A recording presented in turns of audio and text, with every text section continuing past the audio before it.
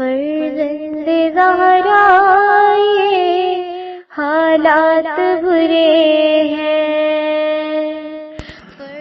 کاشانۂ بصیرت ایک ایسا مکمل یوٹیوب چینل جس پر محروم بصارت کے لیے بالخصوص اور تمام افراد کے لیے بالعموم سینکڑوں کی تعداد میں اسلامی کتب دستیاب ہیں۔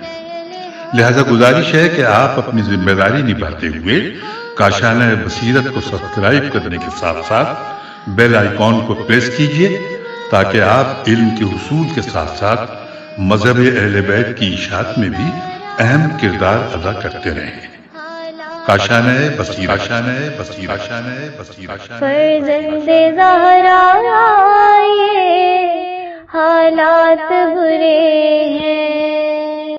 بسم اللہ الرحمن الرحیم۔ السلام علیکم سامعین، کاشانۂ بصیرت کے یوٹیوب چینل پر ہم آج کی نشست میں پڑھنے جا رہے ہیں کلام امیر المومنین علی علیہ السلام شرح نہج البلاغہ کے والیوم 9 سے مکتوب 22، اور یہاں پر لکھا ہے کہ آپ علیہ السلام کا مکتوب گرامی عبداللہ بن عباس رضی اللہ کے نام، جس کے بارے میں خود ابن عباس رضی اللہ کا مقولہ تھا کہ میں نے رسول اکرم صلی اللہ علیہ وآلہ وسلم کے بعد کسی کلام سے اس قدر استفادہ نہیں کیا جس قدر اس کلام سے کیا ہے۔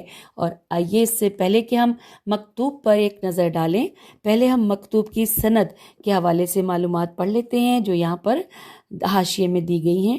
مکتوب کی سند: مصادر نہج البلاغہ کے مؤلف کے بقول یہ مکتوب ان متواتر روایات میں سے ہے جو بہت سے لوگوں نے سید رضی سے پہلے اور ان کے بعد اپنی کتب میں نقل کی ہیں، جیسے کہ سید رضی علیہ رحم اللہ سے پہلے نصر بن مزاحم نے کتاب صفین میں، اور کلینی رحم اللہ نے روضۃ الکافی میں، بلازری نے کتاب الانصاب میں، اور یعقوبی نے اپنی کتاب تاریخ میں اسے نقل کیا ہے۔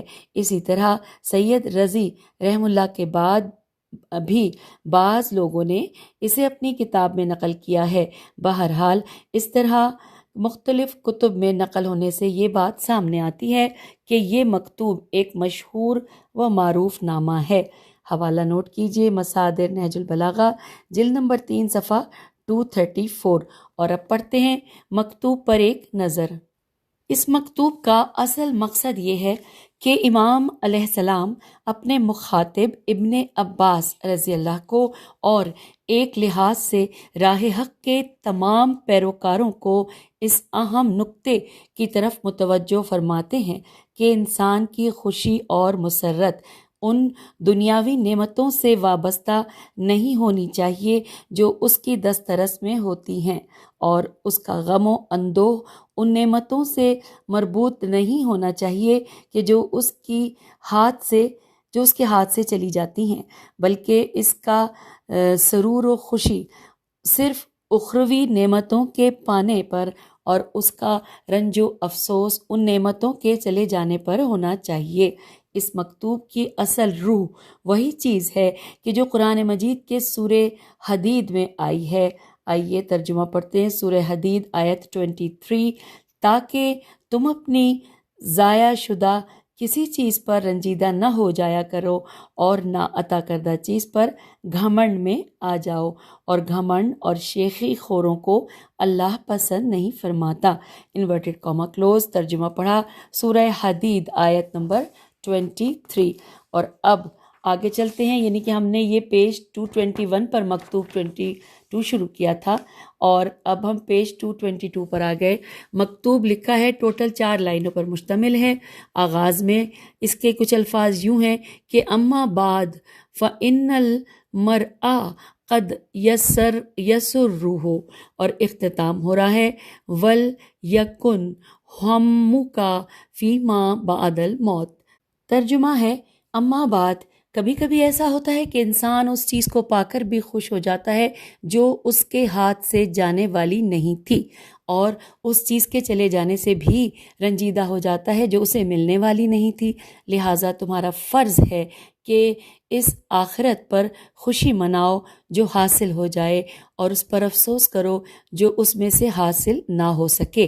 دنیا حاصل ہو جائے تو اس پر زیادہ خوشی کا اظہار نہ کرو، اور ہاتھ سے نکل جائے تو بے قرار ہو کر افسوس نہ کرو۔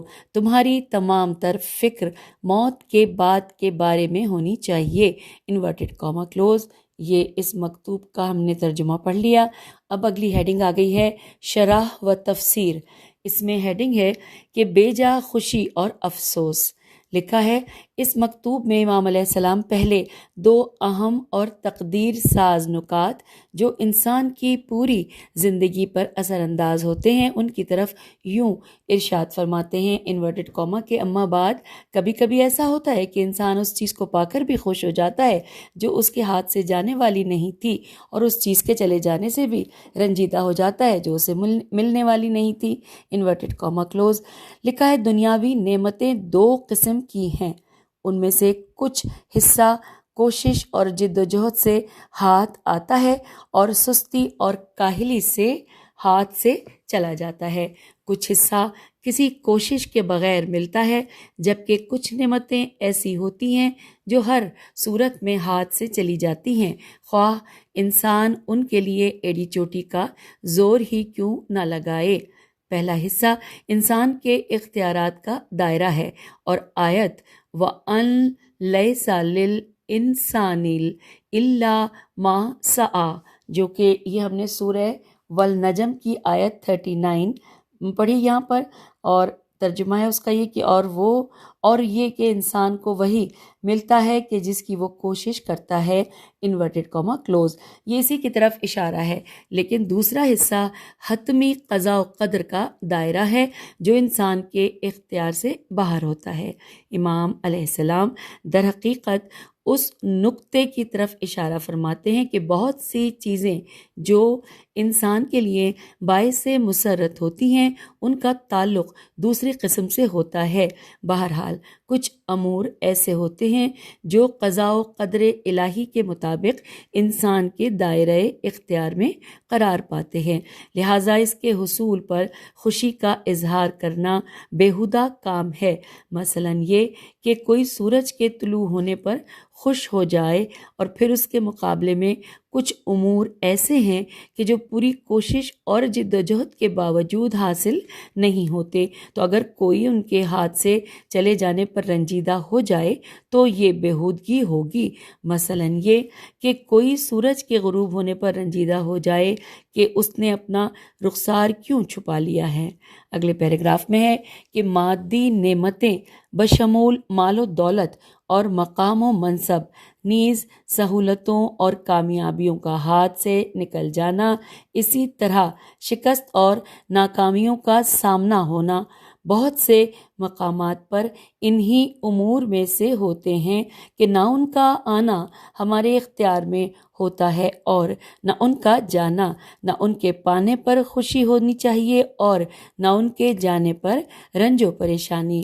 جب ہم اس زاویے سے اپنی زندگی کے حوادث پر نگاہ ڈالیں اور کامیابیوں اور ناکامیوں کو اس نقطۂ نظر سے دیکھیں تو ناکامیابیاں باعث مسرت ہوں گی اور ناکامیاں رنج و غم کا سبب۔ پھر امام علیہ السلام یوں اپنے کلام کو جاری رکھتے ہوئے فرماتے ہیں انورٹڈ کاما، لہٰذا تمہارا فرض ہے کہ اس آخرت پر خوشی مناؤ جو حاصل ہو جائے، اور اس پر افسوس کرو کہ جو اس میں سے حاصل نہ ہو سکے۔ Inverted comma close. اس کی دلیل بھی واضح ہے، کیونکہ مادی نعمتیں خواہ وہ اختیاری ہوں یا غیر اختیاری جلد ہی ختم ہو جانے والی ہیں، یہاں تک کہ وہ اپنے وجود کے دوران بھی قابل اعتماد نہیں ہوتی اور ہمیشہ زوال و آفات کی زد پر ہوتی ہیں۔ اسی طرح مادی محرومیاں بھی جلد گزر جانے والی ہیں۔ جو چیز ہمیشہ باقی رہنے والی ہے وہ اخروی نعمتیں ہیں جو اور جن کے ہاتھ سے جانے پر رنج و افسوس کرنا چاہیے، وہ یہی جاویدانی مواہب ہیں۔ امام علیہ السلام مکتوب کے آخری حصے میں ایک واضح نتیجہ دیتے ہوئے یوں فرماتے ہیں، انورٹڈ کاما، کہ دنیا حاصل ہو جائے تو اس پر زیادہ خوشی کا اظہار نہ کرو، اور ہاتھ سے نکل جائے تو بے قرار ہو کر افسوس نہ کرو۔ تمہاری تمام تر فکر موت کے بعد کے بارے میں ہونی چاہیے، انورٹڈ کاما کلوز۔ اس مکتوب کے آخر میں اس نقطے کی طرف توجہ ضروری ہے کہ دنیاوی نعمتیں دو طرح کی ہوتی ہیں، جبکہ اخروی نعمتیں صرف ایک طرح کی ہیں۔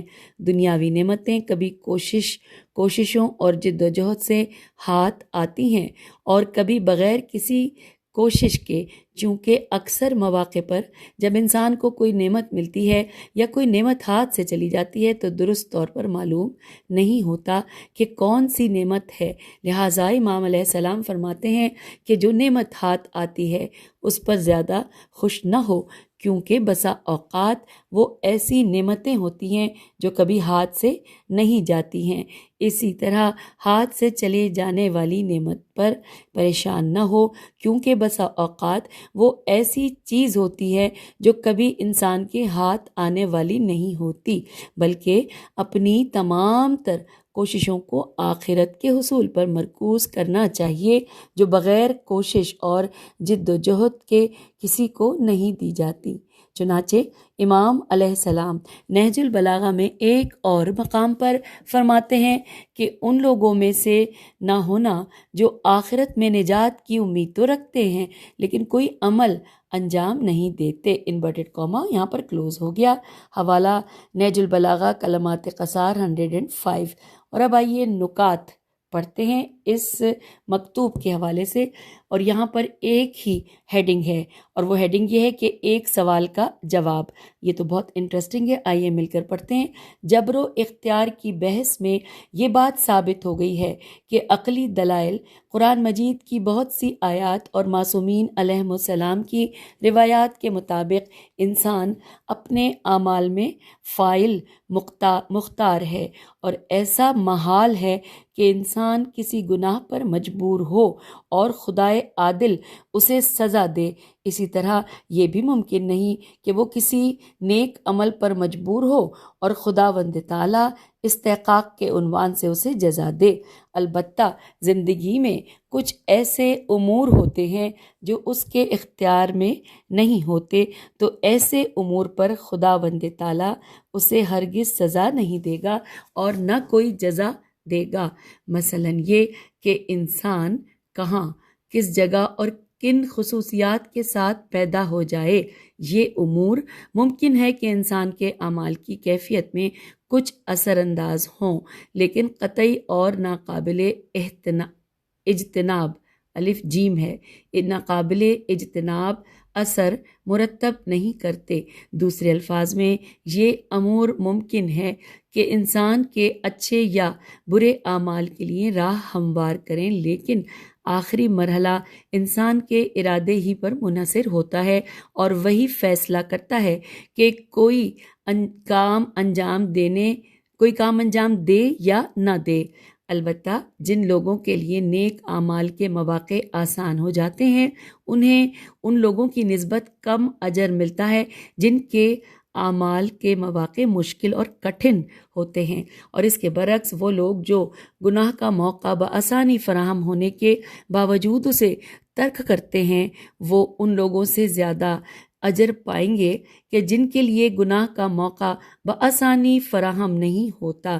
ہم دو مثالوں کے ذریعے اس مطلب کو واضح کر سکتے ہیں۔ بہت سے لوگ مسجد میں نماز پڑھنے جاتے ہیں، لیکن مسجد کا ہمسایہ اجر کے حوالے سے اس آدمی کے برابر نہ ہوگا کہ جو 1 کلومیٹر کے فاصلے سے آتا ہے۔ مسلمان روزہ رکھتے ہیں، لیکن اس شخص کا ثواب جو قوی اور طاقتور طبیعت کا مالک ہے اس کے برابر نہ ہوگا جس کا مزاج کمزور ہو۔ اس بارے میں مختلف کتب میں تفصیلات آئی ہیں۔ سامعین، یہاں پر مکتوب 22 الحمدللہ مکمل کر لیا، کتاب کے صفحہ 225 پر۔ اب آپ سے اجازت چاہتے ہیں۔ خدا حافظ، فی امان اللہ۔